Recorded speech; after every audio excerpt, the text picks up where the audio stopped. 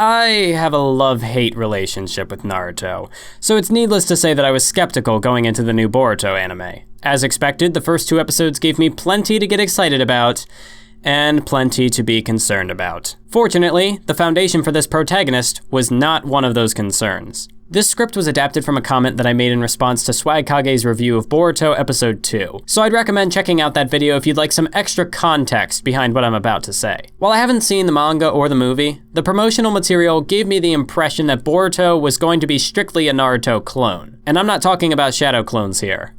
Or maybe I could be.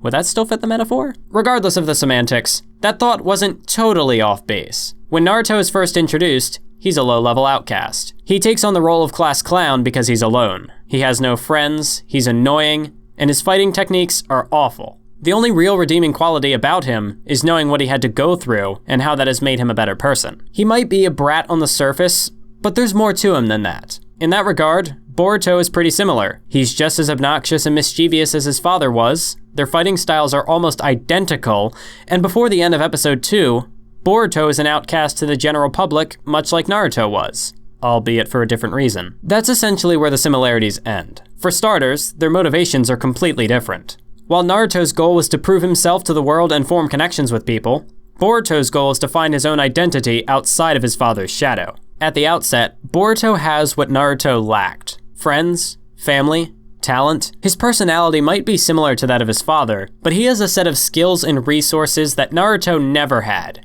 which will presumably launch his character down a different path. Naruto's journey was about becoming stronger and proving his worth to the rest of the world. He was undeniably an underdog. Everyone looked down on him, and the story revolved around that perception shifting as the story progressed. Boruto is the exact opposite. He's an overdog, and I think it was a brilliant decision to take his character in that direction. Retreading Naruto's footsteps will only drag this series down in the long run. Boruto, the character and the series, starts off with the tools that Naruto lacked. We already know the setting, the older characters, and how this world operates. What this show needs to do to keep things interesting is experiment. The integration of technology into the ninja world is a strong first step, and closing off a facet of Boruto's character arc so early on could be another. An entire section of the story could have been dedicated to Boruto proving that he wasn't just riding his father's coattails. But that would have been both redundant and repetitive. We already know how strong he is. We already know what his motivation is.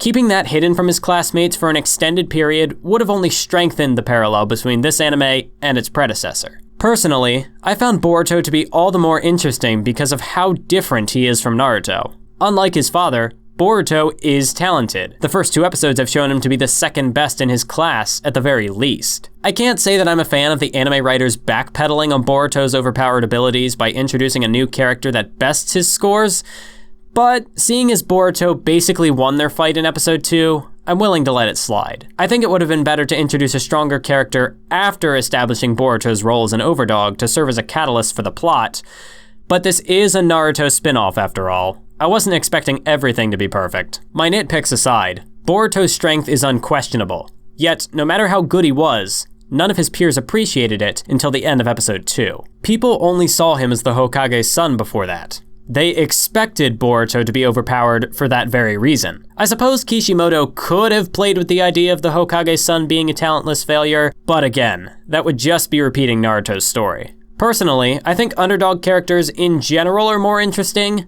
but that doesn't prevent overdogs from being good characters in their own right. As far as this universe is concerned, I'd rather see Boruto make as many changes to the Naruto formula as possible. The role of the protagonist is as good of a place to start as any. I want to see Boruto walk his own path just as much as he does. This isn't just restricted to the confines of his world either.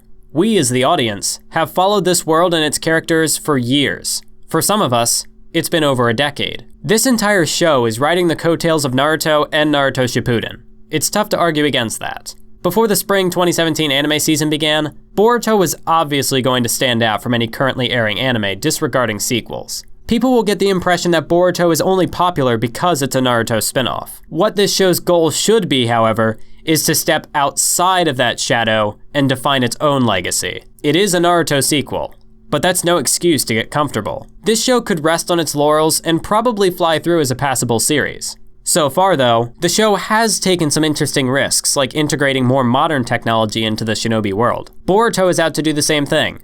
He could probably fly through life riding his father's coattails, but that's not his goal. He wants to be his own man, to construct his own path outside of his father's accomplishments. That's what makes Boruto the perfect protagonist for this narrative.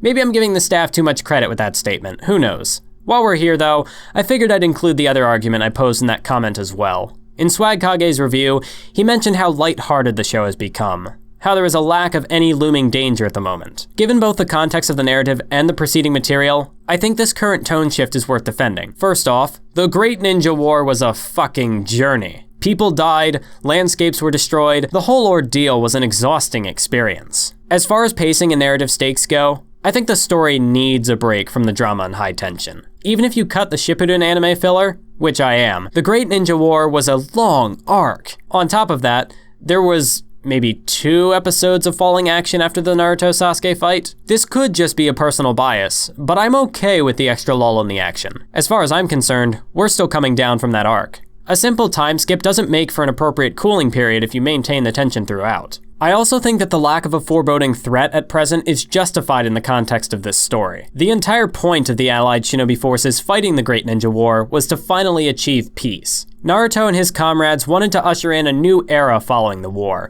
to try and prevent such a scenario from taking place ever again. I'm kind of disappointed that the flash forward in episode 1 does away with this break, but I can understand throwing that in to give the audience some promise to invest in for the future. Disregarding that moment, however, it wouldn't make sense to have a war or any sort of significant infighting already slipping through the cracks. That would just make the cast we are already familiar with looking competent at their jobs. I'd rather see those characters have some sort of success to preserve at least a semblance of the closure we got at the end of the proper Naruto story. I'm not saying that they shouldn't fail in their quest. There wouldn't be a story for Boruto if everything lived happily ever after from here on out. However, I think that jumping from that massive war to even a small-scale intense battle so quickly with the simple excuse of, "But there was a time skip, bruh," would feel rushed. This introduction honestly feels like the staff pressed the reset button on just about everything. Early Naruto had a balance of comedy and severity, but by the end, the show was entirely serious. I get the feeling that this lighthearted beginning is just a chance for the audience to continue recovering from that hellacious war arc. It feels much more humorous than early Naruto, but the serious moments so far have felt more melodramatic than anything else. Or maybe that's just my cynicism kicking in. Naruto does tend to trigger my negative emotions a lot these days. If you'd like to trigger my positive emotions, be sure to share this video around to help me blaze my own path. As always, you can follow me on Twitter at mathwiz97x if you're interested, and until next time, keep on YouTubing.